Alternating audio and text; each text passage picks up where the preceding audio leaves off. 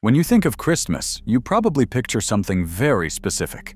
Fairy lights, family dinners, last-minute shopping, maybe an argument over who forgot the cranberry sauce. Again.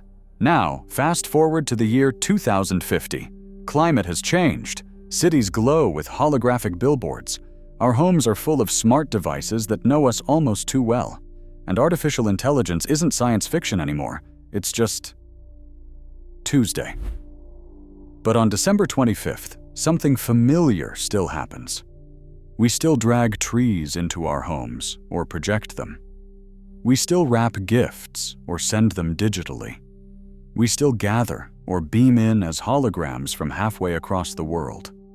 The question is, what survives when ancient tradition collides with cutting-edge technology? In this video, we're going to step into Christmas 2050 and explore how our favorite holiday might evolve, what changes, what stays the same, and where we might draw the line between convenience and meaning. Let's start where Christmas truly begins for a lot of people. With the tree. 1. The Christmas tree 2.0. The Christmas tree has already evolved, from real candles to electric bulbs, from glass ornaments to mass-produced plastic, from simple strings of lights to app-controlled color shows. By 2050, the tree has not disappeared. It has leveled up. Now your tree probably lives in a smart pot. Sensors track soil, water, and sunlight. Your augmented reality glasses, or even contact lenses, show a glowing health bar hovering above the branches. That health bar gives simple messages like, "Add water in 4 hours. Rotate me toward the window. Please, no more glitter." Instead of tossing it in January, families keep the same tree for years, or plant it outdoors. On Christmas, you can walk up to the old tree in the yard, put on your augmented reality glasses, and see ghost trees from previous years layered on top. You might see last year's lights, the ornaments your kids made when they were 5, tiny glowing labels that say, "First Christmas in this house," or "Grandma's last Christmas with us." Ornaments become memory capsules. When you tap one in augmented reality, it plays a video of your child's first Christmas, a saved voice message from a grandparent who is no longer here, a chaotic clip from the year the cat knocked the tree over. It is still a tree. It still smells like pine. You still argue over who gets to put the star on top. But the tree has become something else too. It is a living, growing archive of your family's Christmas history. The future of gifts, automated, augmented, and resisted. Gift giving has always evolved with technology. We went from handmade toys to catalog shopping, to online wish lists, to one-click deliveries. By 2050, an AI gift concierge probably knows more about what your sister wants than you do. It knows what she has been browsing late at night. It knows which hobbies she tried and actually stuck with. It knows what she already owns and which things she quietly returned last year. You can say, "Find me a meaningful, sustainable gift under $50, and in seconds it presents options with detailed impact labels. Carbon footprint, labor conditions, repairability score. On the surface, this sounds perfect. No more useless junk. No more fake smiles when someone opens the 5th novelty mug of the decade. But here is the twist. The more automated gift giving becomes, the more people start to push back. Some families introduce a new tradition called the no algorithm gift, one present that you are not allowed to outsource. No AI recommendations, no auto-generated shopping lists, just you.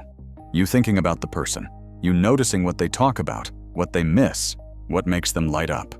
You choosing something strange and maybe imperfect, but deeply human. At the same time, the types of gifts shift too. Physical stuff does not disappear, but we see more immersive experiences, virtual reality trips to historical Christmas markets, or snowy forests your city no longer has. Skill packages, AI music tutors, creative writing companions, language immersion worlds, digital heirlooms, curated archives of family photos, messages, and restored audio of relatives from old video clips. Technology makes it easier than ever to give what someone wants. But Christmas 2050 asks a deeper question. Do we still know how to give what someone really needs? Family, distance, and holographic hugs. Christmas has always been about gathering, and also about the pain when we cannot. Migration, work, conflict, health, so many things can keep people apart. We have already bridged some of that with video calls and group chats. By 2050, those rectangles on your phone become something more. Relatives who cannot travel appear as holograms or photorealistic three-dimensional projections. They stand in the room at life size. They can walk around their own space, and the system maps that to the virtual spot in yours. Environmental audio makes it sound like they are really behind you when they speak. Kids run through their holographic cousin, giggling as the projection flickers. Someone takes the traditional group photo, and the software automatically blends physical and remote family into one seamless picture. For some, this is beautiful. For others, it feels uncanny. There is also a darker side, simulated presence. By 2050, AI systems can reconstruct voices and appearances from old photos and clips. Some families might choose to bring back a deceased relative at Christmas, using an AI model that talks like them, tells familiar stories, and sings carols in their voice. Is that comforting? Is it unsettling? Both? Christmas 2050 forces us to decide, when is technology helping us remember, and when is it refusing to let us accept loss? The heart of the holiday is still connection. The tools we use to feel that connection, though, will be very, very different. The feast. Smart kitchens. Old recipes. Now let's talk about something sacred, the Christmas meal. For generations, recipes have been passed down, scribbled on index cards, in cookbooks with gravy stains, or purely from memory. Fast forward to 2050, and your kitchen has become kind of a co-chef. Smart ovens coordinate cook times so everything finishes together. Sensors inside pots measure texture, temperature, and seasoning. You can say, "Artificial intelligence, help me cook grandma's stuffing recipe, but make it gluten-free and low sodium." A calm voice replies, "Got it. I will adjust the ingredients and timing. When I highlight a step in augmented reality, you handle it." For people with disabilities, busy schedules, or zero experience, this is liberating. It makes hosting less stressful, more inclusive. But here is the interesting bit. Even in 2050, people do not want everything fully automated. Families might deliberately choose to leave room for mistakes. The lumpy gravy, the slightly burnt cookies, the "oh no, we forgot the bread in the oven." Because Christmas dinner is not just about the food. It is about everyone bumping into each other in the kitchen, teasing, tasting, learning. So you might see a compromise.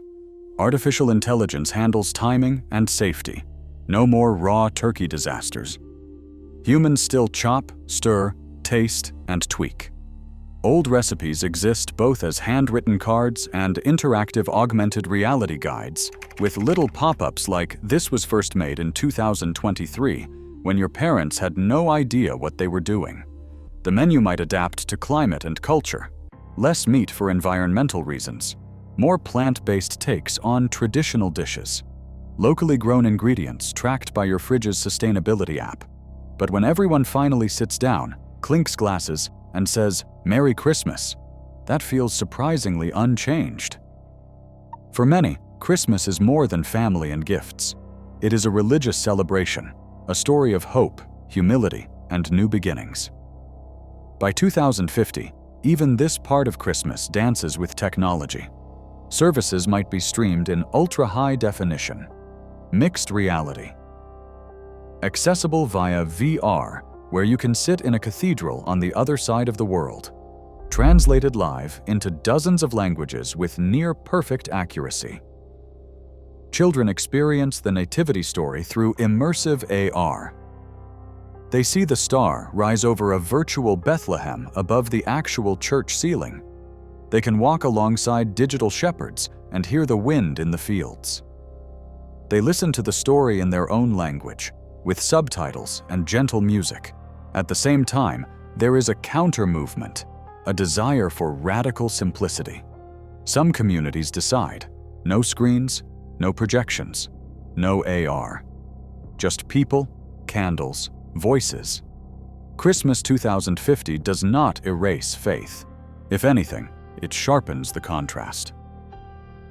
Are we using technology to deepen our understanding and accessibility, or to constantly entertain ourselves, even in moments meant for quiet reflection? The same question appears in secular traditions too. What happens to silence, to awe, to stillness, in a world where everything can be optimized and gamified?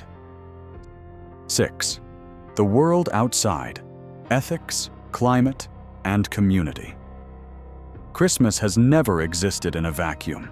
Industrialization changed how we produce gifts. War and economic crises changed how we celebrate. The internet changed how we connect. By 2050, the big backdrop is climate and inequality. Many cities have switched to low-impact, high-tech decorations. Drone-based light shows instead of energy-hungry displays. Reusable holographic ornaments instead of disposable plastic. Timed lighting that adjusts to renewable energy availability. Christmas markets might offer locally printed or 3D printed goods made from recycled materials. Experiences instead of objects, workshops, performances, collaborative art. Transparent impact labels on nearly everything. At the same time, social divides could be more visible than ever. That is where another evolution of Christmas steps in: technology-powered generosity. Apps and platforms allow people to instantly fund emergency heating for vulnerable families, adopt a family's wish list with verified needs, volunteer virtually, offering tutoring, companionship calls, or remote support. Some traditions shift from Secret Santa at the office to community-wide giving challenges, where neighborhoods work together to meet real needs, tracked transparently on public dashboards. The core idea is not new. Charity and care have always been part of the Christmas story. But in 2050, the tools to organize, verify, and scale that care are more powerful than ever. Conclusion. What do we protect? So what happens when tradition meets technology at Christmas in 2050? We do not get a completely new holiday. We get a familiar one, wearing a very different outfit. Trees that remember our stories. Gifts curated by algorithms, but sometimes defiantly chosen by hand. Families who gather in person, on screens, and as lifelike holograms. Meals guided by AI, but still seasoned with laughter and human error. Faith and meaning shared in both immersive simulations and quietly lit rooms. Generosity amplified by global networks, yet grounded in local human needs. The real question for us, today in the present, is, what do we want to protect? Because by 2050, technology will be everywhere. But we can still decide which traditions we invite it into, which moments we deliberately keep offline, which parts of Christmas we refuse to automate because their value lies in the effort, the imperfection, the presence. Maybe the evolution of Christmas is not about losing the past. Maybe it is about choosing, very carefully, which old lights we carry into a new world, and how we let them shine. If you enjoyed exploring the future of Christmas with me, stick around. There is so much more evolution to discover.